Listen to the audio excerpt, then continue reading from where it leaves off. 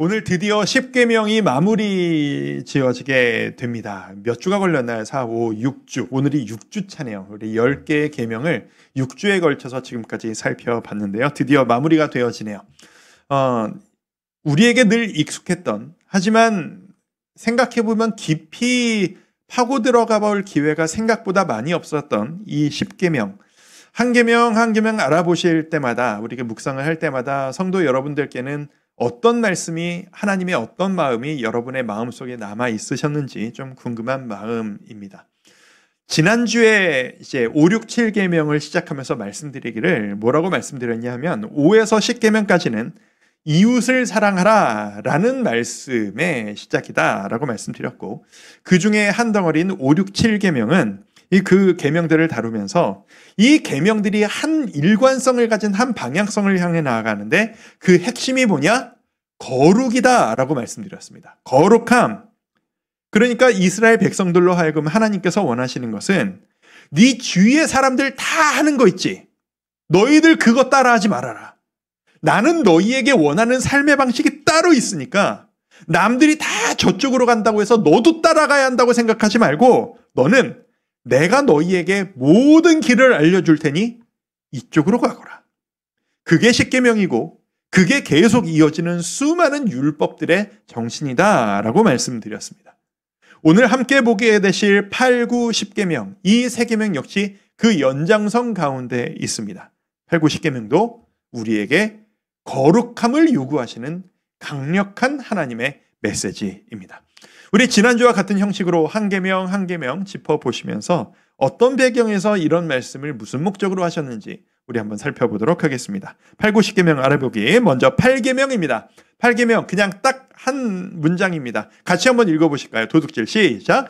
도둑질하지 말라. 도둑질하지 말라. 이 6, 7계명에서 봤던 살인하지 말라, 간음하지 말라, 곧 성적인 죄를 지지 말라, 뭐 이것과 함께 사람이 보통 죄, 나쁜 짓, 하면 안 되는 짓 하면 제일 쉽게 떠올리는 일들 중에 하나가 바로 이 도둑질일 겁니다. 그런데 사실 세상에 죄가 참 많고 하면 안 되는 일이 그렇게 많은데 왜 이 도둑질이라는 죄를 탁 하나님이 찍으셔서 이 소중한 10계명 중에 한 덕목으로 집어넣으신 걸까요? 죄의 종류는 참 많고도 많은데요. 이 말씀 역시 도둑질하지 말아라, 이 말씀 역시 지금까지 우리가 봐왔던 모든 계명들이 그랬던 것처럼 특별한 시대적, 배경적 이유와 목적이 있습니다. 노예로 살아왔던 이스라엘, 그리고 이 노예로 태어나 지금까지 자라왔기 때문에 이들에게는 지금까지 사유재산이라는 것이 없었습니다. 지금 이 10계명을 받고 있는 이스라엘 모든 백성들은 한 명도 예외 없이 자기가 입고 있는 옷과 생계를 위해 필요한 최소한의 물건들, 그러니까 뭐 식기구라든가 생존을 위해 필요한 그 모든 물건 외에는 개인 소유물이라든가 재산이라는 것이 전무했던, 내 것이 없었던 인생을 살아왔던 사람들이 지금 하나님 앞에 서 있는 이 이스라엘 백성들입니다. 그런데 그랬던 노예였던 그들이 자유인이 되었고요. 이제 곧 머지않아 원래 예정에 따르면 이들은 곧 가나안이라고 하는 땅에 들어가서 땅을 배정받고 개인 소유물, 내 땅, 내 집을 마련하게 될 예정입니다.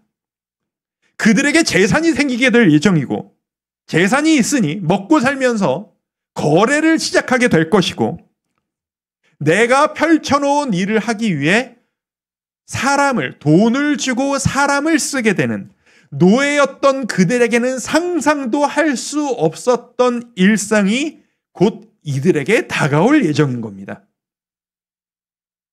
사람이란 다 똑같아서, 죄인인 우리는 다 똑같아서 갖지 못했던 사람이 뭔가를 갖기 시작하면 만족이 되는 게 아니라 더 큰 욕심이 나기 마련입니다.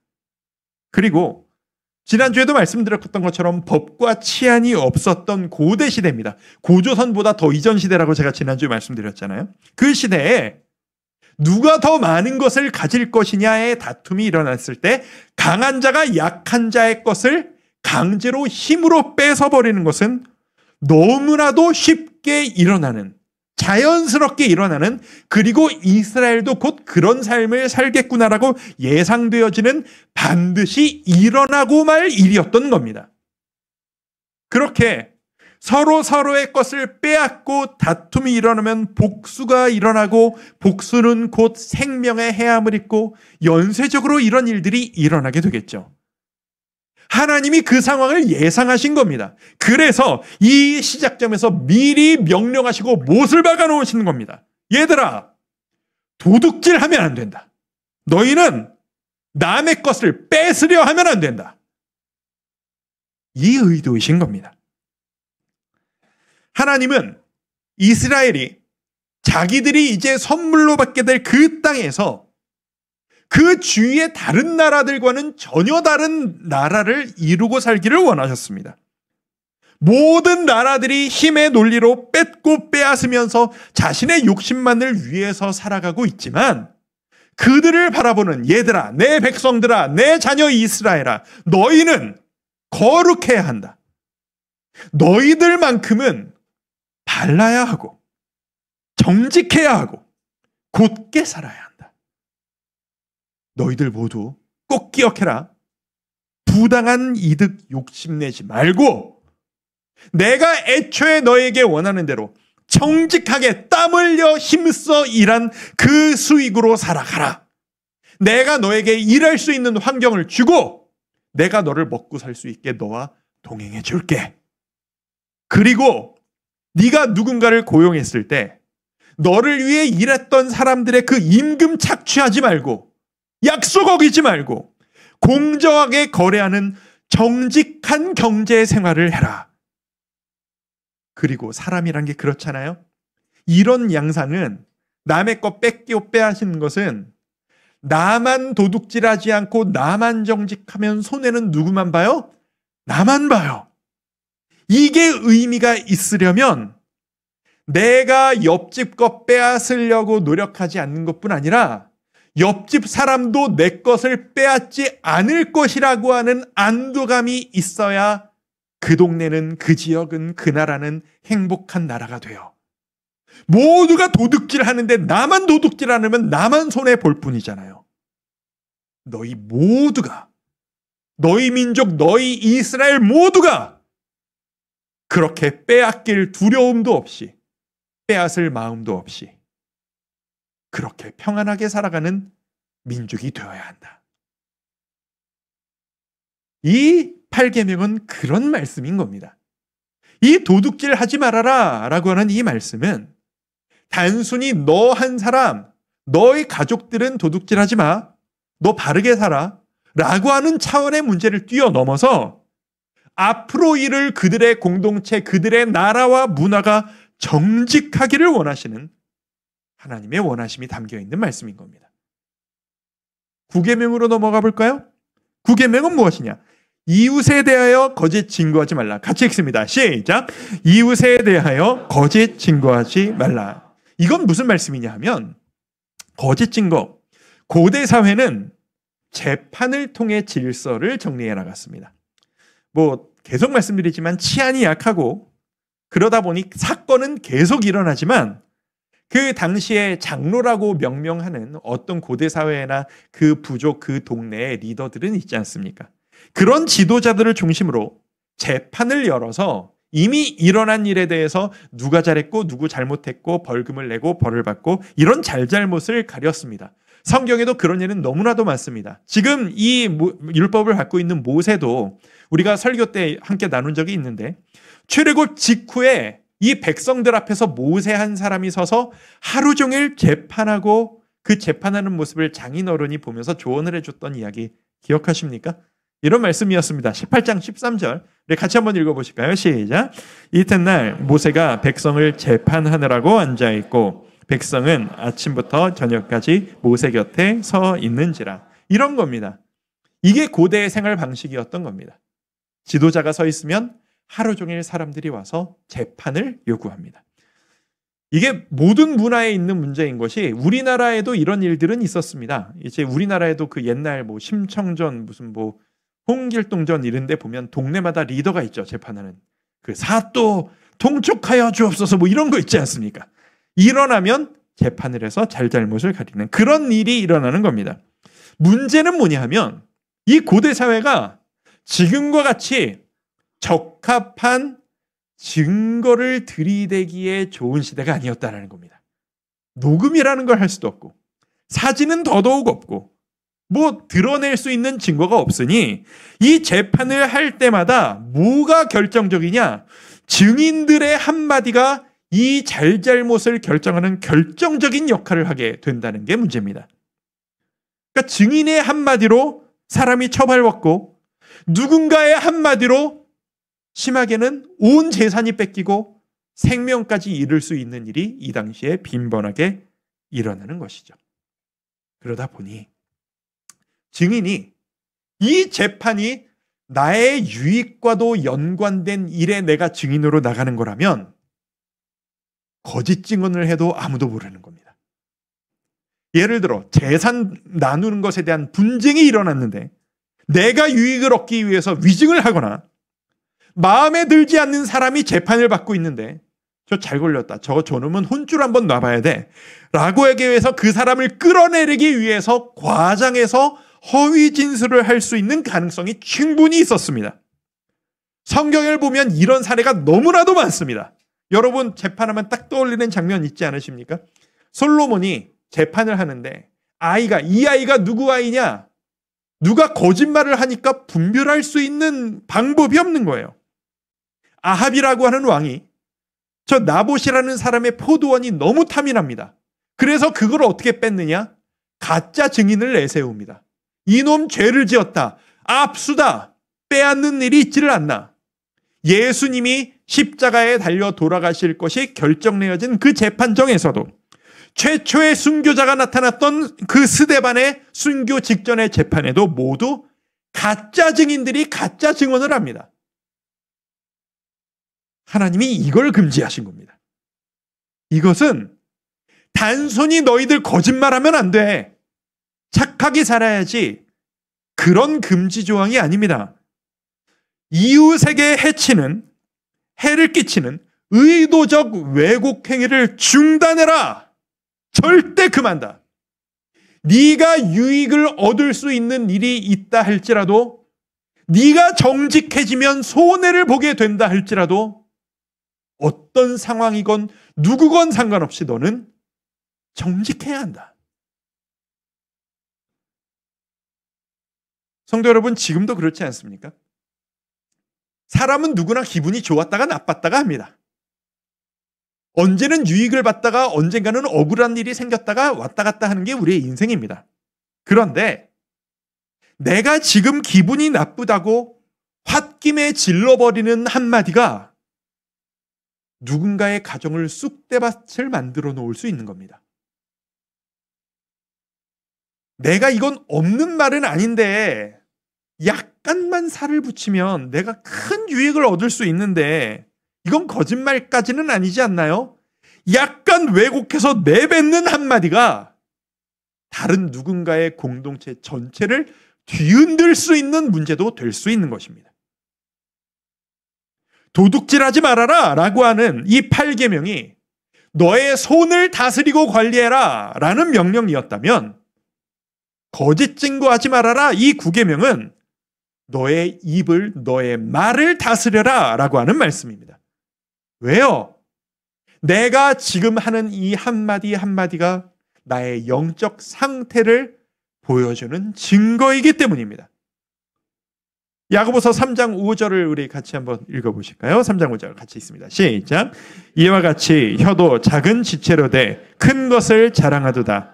보라, 얼마나 작은 불이 얼마나 많은 나무를 태우는가. 얼마나 작은 불이 얼마나 많은 나무를 태우는가. 작은 불씨 하나였는데 온 국토를 불태우는 산불이 되는 것이 그 불씨입니다. 이게 뭐 심한 말이라고. 그 내뱉는 기분에 따라 내뱉는 한마디가 가정을, 공동체를, 교회를, 나라를 뒤흔드는 겁니다. 그러니 성도 여러분, 우리는 우리의 입을 다스려야 합니다. 그리스도인답게 말해야 합니다.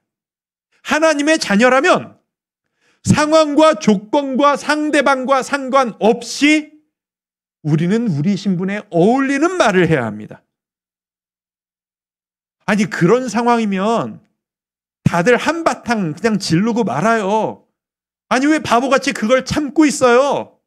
남들은 다 그렇게 내뱉을 그 한마디, 남들이면 질러버릴 그 한마디를 참고 삼키는 것이 하나님께서 요구하시는 거룩함이라는 말씀인 겁니다. 9계명 역시 8계명과 같이 모든 사람이 정직을 이야기하고 말하면 믿을 만한 그런 나라, 그런 민족이 되어라. 그것을 원하시는 하나님. 그 마음이 담겨져 있는 것입니다. 10계명입니다. 10계명은 이웃의 것을 탐내지 말라. 우리 10계명은 좀 설명이 많이 붙어 있어서 우리 17절 말씀 같이 한번 읽어보실까요? 17절 시작.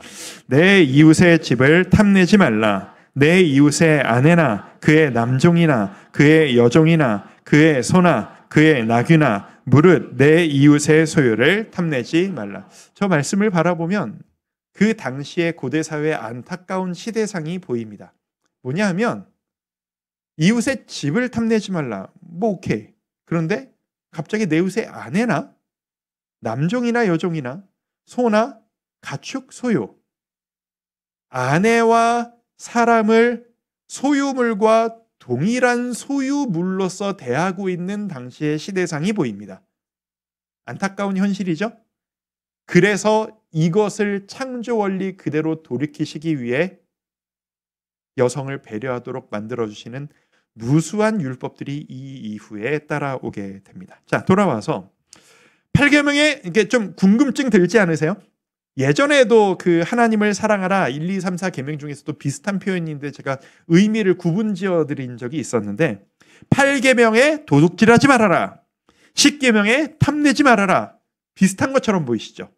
이번에도 정리를 딱 선을 그어 드리겠습니다. 차이는 이렇습니다. 8계명은 도둑질하지 말아라. 너의 행동, 너의 손을 네가 직접 다스려라 라는 말씀이었다면 10계명은 너의 그 행동이 이루어지기 전에 그 행동의 시작점이 되는 너의 탐심, 너의 마음, 그것까지 네가 관리해야 한다라는 말씀입니다. 8계명의 포인트는 행동에 있고 10계명의 포인트는 마음에 있습니다. 계속 말씀드리지만 어떤 소유를 더 끌어올리기 위해 어떤 짓도 할 수 있었던 시대, 그 시대 가운데에서 이 자료를 찾아보니까 이 고대 문화는 비교의식이 참 심했고, 그래서 그것을 나도 갖고 싶다, 저 사람 가진 것 내가 가졌으면 좋겠다, 뺏어야 되겠다라는 욕망이 억제되지 않고 분출되는 시대였다라고 얘기를 합니다. 보는 거죠. 이게 자녀가 얼마나 있고 재산이 얼마나 많고 내 아내가 몇 명이나 되느냐, 그 규모를 가지고 사람들의 서열과 지위가 나눠지는 시대였다라는 거예요. 이 고대 사회가. 그러다 보니 사람들이 끊임없이 주위를 둘러봅니다. 다른 집을 주목하여 바라보는 겁니다. 이웃의 땅을, 내 땅을 비교합니다. 저 남자는 아내가 몇 명이나 되나? 나는 저 정도까지 많지 않은데. 저 집에는 가축이 몇 마리나 되나? 이거는 내가 조금 더 많은가? 끊임없이 비교합니다. 끊임없이 비교하면서 보면 볼수록 생각이 많아지는 게 사람입니다. 필요 없다 생각했던 것도 자꾸 바라보고 자꾸 생각을 하다 보면, 와, 이거 곰곰이 생각해 보니까 나 이거 없으면 안 될 것 같아. 나만 바보가 될 것 같아. 생각이 바뀌는 게 사람인 겁니다. 그러다가 보고 생각하다가 결국 끝은 뺏자. 다들 그렇게 하는데 뭐 여기까지 가게 되는 거죠. 십계명은 바로 그 포인트를 지적하시는 겁니다. 이 모든 과정의 시작점, 비교 과정의 시작이 되는 그 첫 단계를 콕 찍어서 말씀하시면서 너 이웃집 바라보지 말아라. 딴 집이, 딴 사람이 뭘 얼마나 가지고 있는지 너랑 비교하고 탐내고 욕심내지 말아라. 너의 시선을 멈춰라. 너의 그 마음을 다스려라. 곧 네가 가진 것에 감사하고 만족하여라. 야고보서 1장 14, 15절을 제가 한번 읽어드릴게요. 야고보서 1장 14절. 오직 각 사람이 시험을 받는 것은 자기 욕심에 끌려 미혹됨이니. 15절. 우리 15절은 같이 한번 읽어보실까요? 시작. 욕심이 잉태한즉 죄를 낳고 죄가 장성한즉 사망을 낳느니라. 시작은 욕심이었을 뿐이에요. 남들이 모르는 내 마음속의 욕심. 근데 그 욕심이 죄가 되고 죄가 사망을 낳는다. 그 예전에 제가 창세기 설교를 하면서 꽤 예전이죠.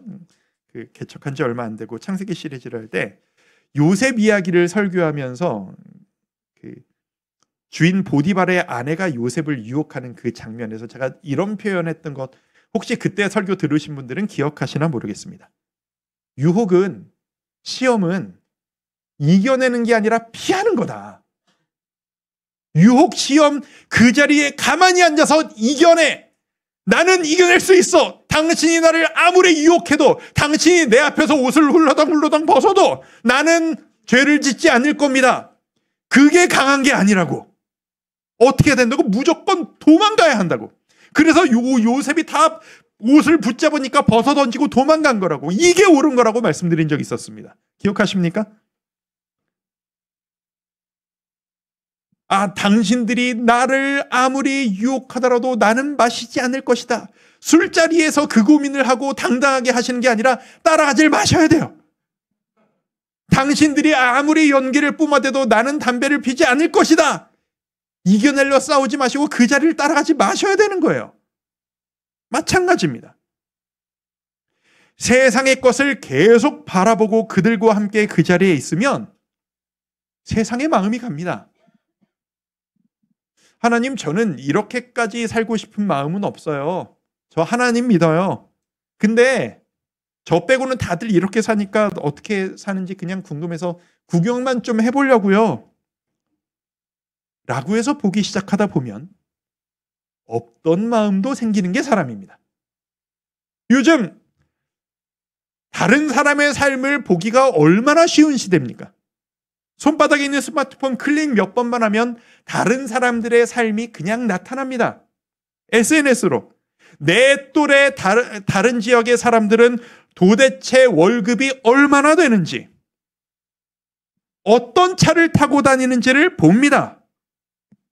그리고 내 차를 바라보며 비교가 되기 시작합니다. 다른 사람들은 얼마나 넓은 집에서 인테리어를 얼마나 멋지게 해놓고 차를 마시는지 그것을 바라봅니다. 우리 집과 비교가 되기 시작하는 겁니다. 다른 집의 아이들은 학원을 얼마나 다니고 학업 성취도가 얼마나 되는지, 이번 시험에 몇 점을 받아와서 앞으로 진로가 어떻게 갈 것 같은지 바라봅니다. 그리고 우리 집에서 뒹굴러 다니는 내 자식이 보이는 겁니다. 비교가 되는 겁니다. 보면 볼수록 여러분, SNS, 인터넷, 다른 사람의 삶 다 우리 알잖아요. 그 사람의 최고점의 포인트만을 찍어서 올린다라는 거. 그걸 알면서도 우리는 계속 비교합니다. 보면 볼수록 우리 마음에 만족이란 없습니다. 다른 사람의 삶을 그 바라볼수록 내 마음에 생기는 건 기쁜 감사 만족이 아니라 끊임없는 자괴감. 나만 바보같이 살았네. 나만 이거 몰랐네. 나만 이러고 살았네.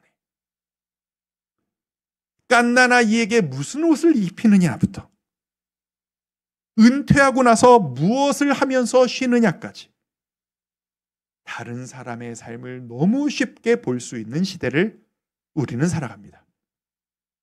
성도 여러분, 보지 마십시오. 덜 보셔야 합니다. 안 볼 수 없다면 매여 있지는 마셔야 합니다. 그거 바라보면서 생기는 마음이 바로 이웃의 것을 탐내는 마음입니다. 이 십계명은 내가 무엇을 바라보느냐, 그걸 바라봄으로 인해 내가 어떤 마음을 갖느냐까지도 거룩하게 만들어라 라고 하는 하나님의 말씀이신 겁니다. 그리고 이것은 내가 얼마나 자족하고 주님이 내게 주신 것에 감사하느냐를 그 문제이기도 합니다. 내 아들아, 내 딸아, 내 자식들아, 너 지금보다 더 가져야 네 삶이 더 가치 있어지는 게 아니란다. 너는 이미 가치 있어. 너는 이미 소중해. 넌 나의 사랑을 충분히 받고 있어. 너는 지금 내가 너에게 준 것으로 너 행복할 수 있단다. 내가 널 책임질 거거든. 그런데 우리는 주님을 바라보지 않고 이웃을 바라보는 겁니다. 우리의 시선을, 우리의 마음을 다스려야 합니다. 거룩한 삶은 거룩한 시선을 선택하는 데서 시작되는 것이기 때문입니다. 8계명, 도둑질하지 말아라. 곧 자막 올려주시면 돼요. 네 손을 다스려서 너의 행동이 너에게 거룩함이 될 수 있도록 하여라. 9계명, 거짓 증거하지 말아라. 네 입에서 무슨 상황에서든 무슨 말이 튀어나느냐를 보고 사람들이 너를 볼 때 거룩하다라고 할 수 있도록 하여라. 10계명, 이웃의 것을 탐내지 말아라. 네가 무엇을 바라보고 네가 어떤 마음을 갖는지 그것도 거룩할 수 있도록 하여라. 그리고 저 세 계명 모두 다 너 혼자만이 아니라 너희 이스라엘 모두가 함께 저 노력을 할 때 함께 행복한 너희들이 되었으면 좋겠구나. 여러분, 저거 보면서 오해하시면 안 됩니다. 손도 다스리고 입도 다스리고 시선도 마음도 다스리고 할 수 있는 게 아무것도 없구나. 하나님이 나를 꽁꽁 묶어서 아무것도 못 보고 성경만 바라보고 교회만 다니면서 살라고 하시는구나. 아니에요, 여러분. 이거를 이렇게 오해하시는 분들이 너무 많아요. 이게 무슨 사회주의, 공산주의입니까? 이건 그런 얘기가 아니에요. 하나님은 여러분의 욕구를 통제하고 여러분 즐겁지 말아야 하는 그걸 요구하시는 하나님이신 게 아니고요. 이 상황을 이해하셔야 돼요. 하나님의 심정은 지금 내 사랑하는 자식을 저 악한 사람들로 드글드글한 가나안 땅 한복판으로 집어넣으시려니까 지금 애가 다르시는 겁니다. 내 사랑하는 자식들 저기 들어가서 저놈들 따라하면 안 되는데, 저 나쁜 거 배우면 안 되는데, 저 똑같이 타락하고 내게서 멀어지면 안 되는데 애가 다르시는 겁니다. 노예로만 살아가지고 좋은 게 몰랐던 자들이 허랑방탕해서 넘어갈까봐 조바심이 안 나시겠습니까? 그래서 이 수많은 율법들을 계속 말씀하시면서 이 십계명 이외에 다 율법이거든요. 이거 해라, 저거 하지 말아라, 이건 먹어도 된다, 저건 먹지 마. 그게 다 뭐냐면 거룩한 삶의 방식을 제시하는 겁니다. 너 뭐 해야 될지 모르겠지? 이렇게 해. 이거 먹어. 이거 입어. 이거 하면서 살아. 그래서 너희는, 너희 나라는, 너희 민족은 저런 것에 매이지 말고 나 바라보며 자유하는 전혀 다른 거룩한 너희들 나라만의 삶의 문화를 만들거라. 문화. 그 유튜브를 보면 그런 것만 이렇게 많이 뜨는 게 있더라고요. 이게 제가 한 번 봐서 그런 게 계속 뜨는 건지 모르겠는데, 외국 사람들이 우리나라에 여행 왔다가 이렇게 신기해하는 뭐 이런 장면들, 영상들을 조금 많이 봤어요. 우리나라에 오면 치안을 보고 그렇게 놀라워 신기해들 한대요. 그 제일 대표적인 거 있어요. 카페에 들어왔는데 사람들이 노트북을 가지고 뭘 하다가 노트북을 그냥 놔두고 화장실을 갔다 오는 걸 보고 기겁을 하는 거예요, 사람들이. 우리나라에선 상상도 못할 일이라고. 휴대폰을 놓고 지갑을 그냥 놓고 어디를 막 갔다 와. 근데 그걸 아무도 안 집어가. 그걸 찍어서 막 놀랍다고 막 영상을 막 올리더라고요. 왜냐하면 우리나라 문화는 뭐냐면 이렇게 봤다가 이렇게 하면 없어진대요. 근데 이 나라는 딴 데를 갔다 와도 있다라는 거예요. 그러니까 이 나라에선 이렇게 사는 게 당연한 문화가 돼버리는 거죠. 시위를 해도 자기들 나라에선 이렇게 많은 사람들이 모이면 사람들이 흥분해서 몽둥이 들고 폭동이 나서 다 때려부시고 아무 죄도 없는 그 길거리에 있는 가게 물건 다 뺏어가고 약탈해 가는데 이 나라는 모여서 질서를 지키고 쓰레기를 주워가네. 신기한 나라라는 거예요. 이게 전 나이가 들어갈수록 우리나라가 참 좋은 나라구나 생각을 참 많이 해요. 근데 이게 뭐 우리나라가 우월하다 이런 문제가 아니고 우리나라가 이런 부분에서 좋은 문화가 생긴 거죠. 그게 문화, 그 지역 사람들이 사는 방향성의 중요함인 겁니다. 거기 가면 그렇게 사는 게 당연한 게 되는 거죠. 우리나라에 오면 길거리에 주인 없는 물건이 있어도 훔쳐가면 안 되는 일인 게 당연한 거예요. 제가 뭐 외국을 막 많이 다녀보고 그렇지는 못하지만 다 들었고 뭐 이런 얘기입니다. 일본에 가면 사람들이 그렇게 공손하고 처음 보는 사람이 물어봐도 자기 돈 써가면 막 도와준다고들 하더라고요. 그래서 일본에만 가면 그렇게 고개를 숙여 인사를 많이 하고 그렇게 공손하게 된대요. 따라서. 미국에 가면 뭐 요즘은 좀 달라진다고들 하긴 하던데 제가 대학 시절에 처음 미국 갔을 때 충격을 받았던 게 있었거든요. 저 노란 머리 사람이 나를 언제 봤다고 웃으면서 굿모닝 하이 인사를 하는 거예요. 왜, 뭐, 착각했나? 근데 그거를 계속 보다 보니까 저도 하이 굿모닝 저도 이렇게 웃으면서 인사를 하게 되는 거예요. 거기 가면 그렇게 다들 사니까 나도 그렇게 살게 되는 거예요. 하나님이 이스라엘에게 원하시는 게 바로 그건 겁니다. 그리고 지금 우리들에게도 원하시는 게 바로 이건 겁니다. 이 십계명의 정신이 그건 겁니다. 내 백성들아, 주의 딴 민족들이 딴 나라 사람들이 어떻게 사는지 신경 쓰지 말고 너희들 모두 이 말씀대로 살아가면서 이방인들이 너희 속에 들어왔을 때 이 나라는 이렇게 사는 거야? 라는 그 문화를 너희가 만들어라. 너희 동네에 들어가면 모든 사람들이 하나님을 경외하고 예배하는 것이 당연한 분위기로 너희가 살아가고 이방인들이 악한 자라도 너희들 가운데 들어가면 다 자기 유익을 구하고 이게 나에게 유익이 되겠어 말겠어 계산하는 게 아니라 나눠주면서 함께 살아가는 몸처럼 이웃을 사랑하는 그런 삶을 모두가 살아라. 보고 말하고 행동하는 것이 내 백성답게 거룩한, 그래서 너희를 보는 자마다 하나님 믿는 사람은 이렇게 사는 거구나. 그리스도인이라면 이렇게 사는 거구나. 교회 다니는 사람은 이렇게 사는 거구나.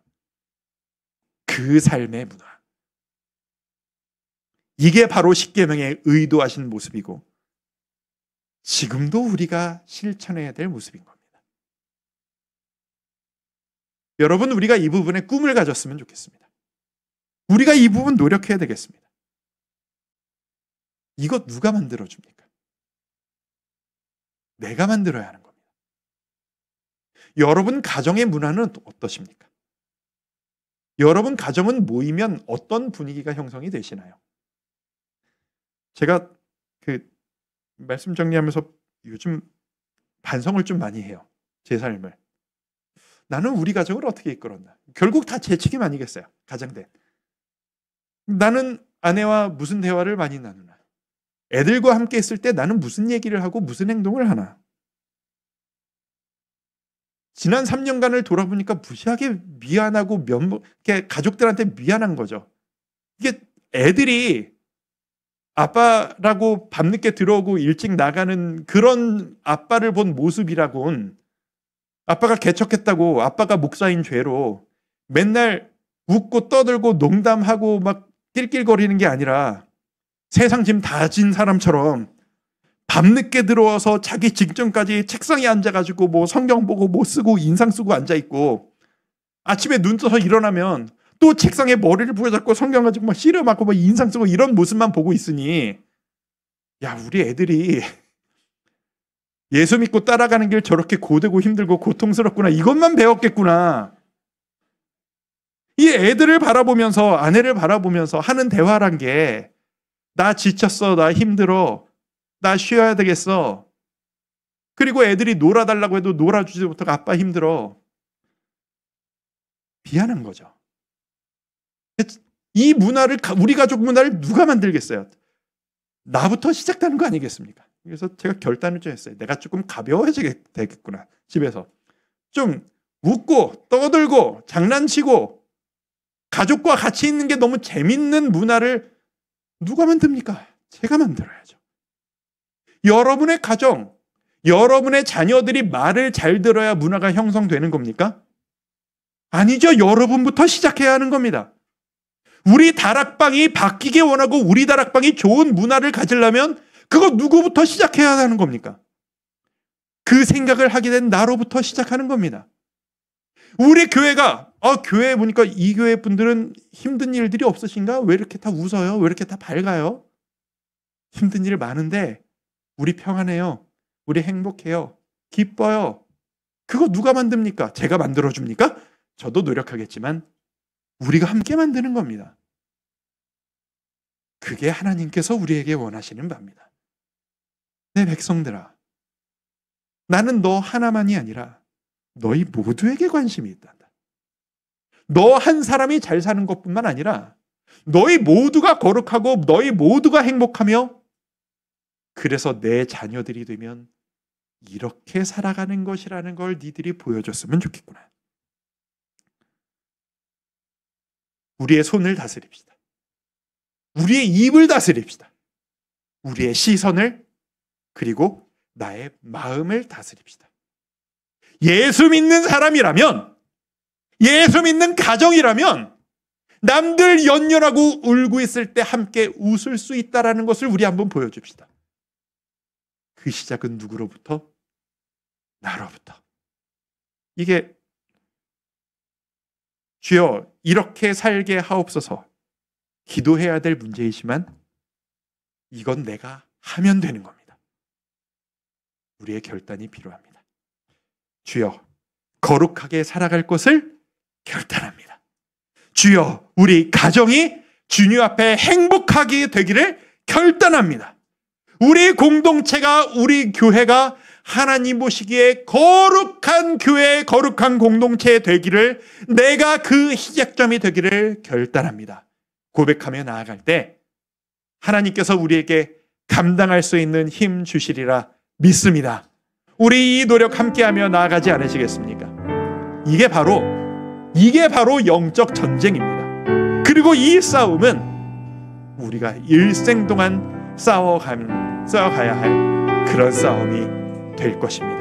우리 그런 마음으로 하나님 앞에 이 찬양하며 우리의 마음 모으지 않겠습니까? 세상의 유혹 시험이 내게 몰려올 때에 주를 찬양, 손을 들고 찬양. 전쟁은 주께 속한 것입니다. 우리 함께 마음 모아 지난주에 이어 찬양합니다. 세상의 유혹 시험이, 세상의 유혹 시험이 내게 몰려올 때에 나의 힘으로 그것들 모두 이길 수 없네. 거대한 폭풍 가운데 위축된 나의 영혼, 어찌할 바를 몰라 헤매이고 우리 한 번 더 고백합시다. 세상의 유혹 시험이, 세상이 우리가 바라볼 때 우리에게 부족하다 말합니다. 나의 힘으로 그것들 모두 이길 수 없네. 거대한 폭풍 가운데 위축된 나의 영혼, 어찌할 바를 몰라. 나만 이렇게 사는 거 아닌가 두려움이 있을 때 우리는 주님을 바라봅시다. 주를 찬양, 손을 들고 찬양. 전쟁은 나에게 속한 것 아니니 주를 찬양, 손을 들고 찬양. 이 전쟁 주님께 속했습니다. 하나님께 속한 우리 3절 찬양할까요? 주위를 둘러보면 아무도 없는 듯, 주위를 둘러보면 이렇게 사는 사람이 아무도 없는 것 같습니다. 나만 유난 떠는 것 같습니다. 하지만 주님이 계십니다. 보이는 분 아멘. 계시네. 지금도 내 안에서 내 안에서 역사하고 성령님이 계십니다. 사망과 어둠의 권세 물리치신 예수님. 아멘. 우리 이 길을 갑니다. 주를 찬양. 주를 찬양. 손을 들고 찬양. 전쟁은 나에게 속한 것 아니. 주를 찬양. 주를 찬양. 손을 들고 우리 그 길을 걸어갑니다. 전쟁은 하나님께 우리 주님의 이름으로 승리할 수 있습니다. 은혜 아니면 나서지 못하네 고백합니다. 은혜 아니면 나서지 못하네. 십자가의 그 사랑 능력 아니면 나서지 못하네. 은혜 아니면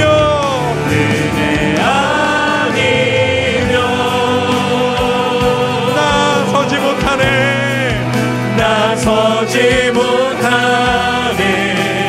놀라운 사랑 그 은혜 아니면 나서지 못하네. 이 시간 마음과 기도합시다. 주님, 거룩한 길을 가야 하는데 제가 약합니다. 결단이 부족합니다. 여전히 두렵습니다. 진짜 이렇게 말씀대로 살아서 내가, 우리 가족이, 내 자식이 제대로 먹고 살 수 있는 것인가 두려움이 앞섭니다. 주님, 은혜 주셔야 합니다. 주의 말씀대로 살아가기를 결단하오니 그렇게 살아갈 수 있는 은혜를 저에게 허락하여 주옵소서. 우리 함께 마음 모아 기도하며 나아갑시다. 아버지 하나님, 우리 마음 가운데 은혜 주시기를 원합니다. 아버지 하나님, 우리에게 충만한 은혜로 채워주시옵소서.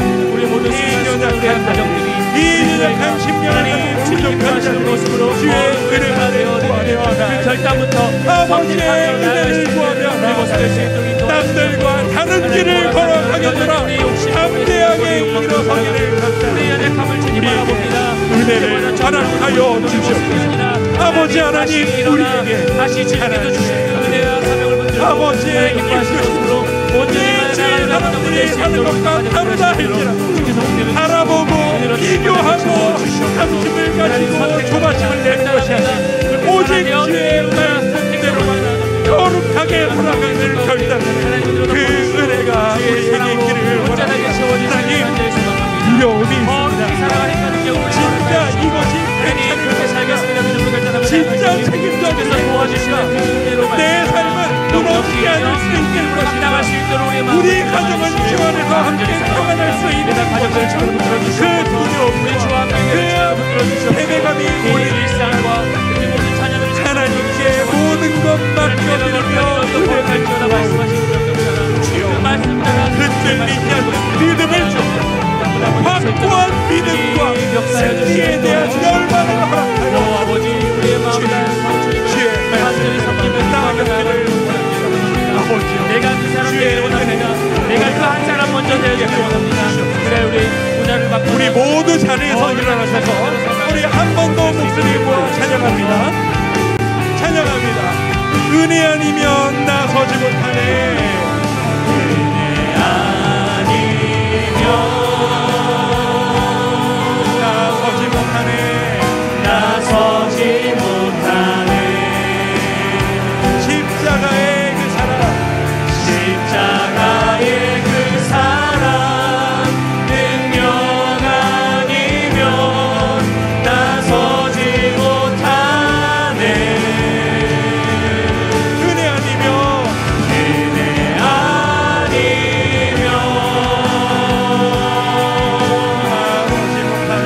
나서지 못하네.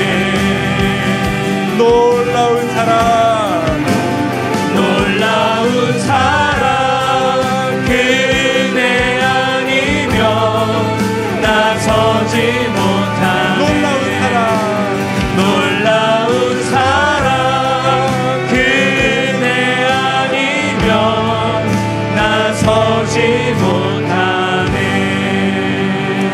아버지 하나님, 아이러니하게도 주님의 이 거대한 약속 앞에서 두려워하는 우리의 마음을 발견합니다. 주께서 책임지시겠다 약속하셨는데 이렇게만 따라오면 내가 너희에게 가장 큰 기쁨과 행복을 줄 거야 약속하셨는데 그 길을 따라가기를 두려워하는 우리의 마음을 직면합니다. 주위를 둘러보면 이렇게 사는 사람 아무도 없는 것 같고 때로는 거룩을 선택하는 우리의 모습이 너무나도 구별돼 보이고 바보 같아 보일 때도 있는 것이 솔직한 연약한 우리들의 마음입니다. 그럴 때마다 세상 바라보지 않고 말씀 바라보기를 결단합니다.